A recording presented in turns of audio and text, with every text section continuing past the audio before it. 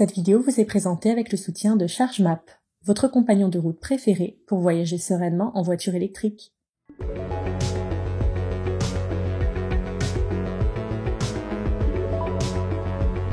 Bonjour à tous et bienvenue sur Automobile Propre. Nous sommes le vendredi 3 mai et voici les actualités du jour. Au programme, un rapport récent pointe du doigt une pénurie alarmante de bornes de recharge. Le bonus écologique joue les prolongations jusqu'en 2027. Le Tesla Cybertruck arrive de manière imminente en France. Cerise sur le gâteau, le nouveau Polestar 5 peut recharger sa batterie de 10 à 80% en seulement 10 minutes.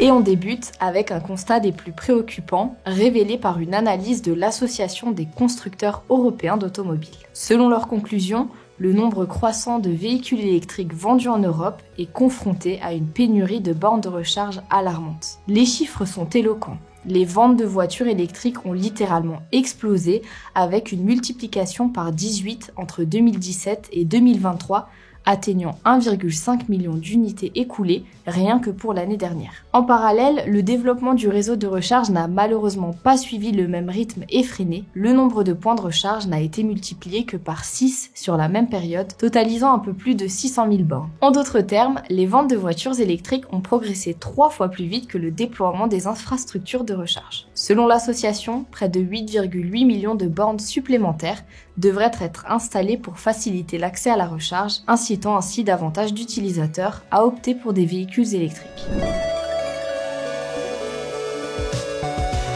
Il arrive enfin en France, c'est le début d'une tournée européenne pour le Tesla Cybertruck, la Cyber Odyssey, qui ne manquera pas de faire escale pour quelques jours dans l'Hexagone. Le pick-up électrique sera dévoilé dans une centaine de lieux à travers 20 pays. Mais il est peu probable que nous le croisions un jour sur nos routes européennes.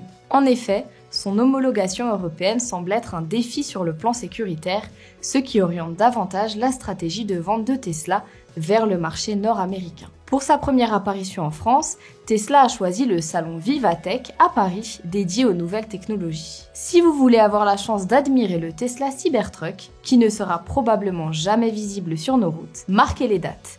Du 22 au 25 mai au salon Vivatech. Et pour ceux qui ne peuvent se rendre à Paris, ne désespérez pas. Une tournée nationale est prévue, alors à vos agendas. Pour les plus impatients d'entre vous, soyez sur le qui-vive, car vous le retrouverez très bientôt sur Automobile Propre.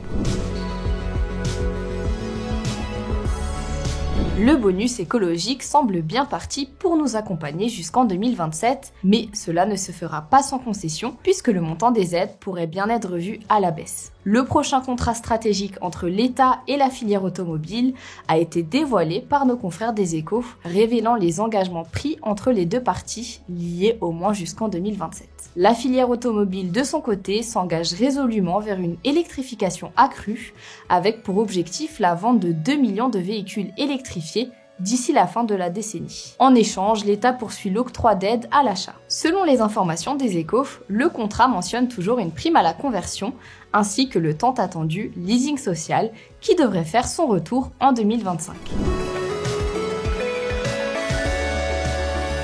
Un gain de 320 km en seulement 10 minutes.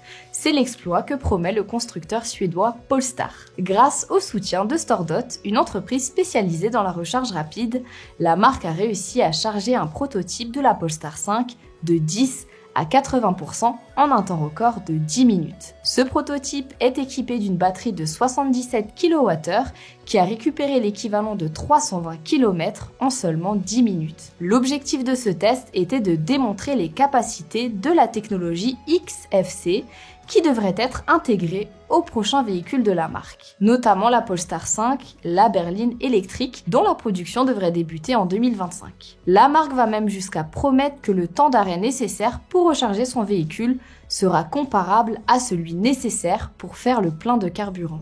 Dans le reste de l'actualité de l'automobile vertueuse, voilà ce qu'il ne fallait pas rater. Lundi, Maxime a eu la lourde tâche d'opposer la Citroën Ami à sa sœur italienne, la Fiat Topolino.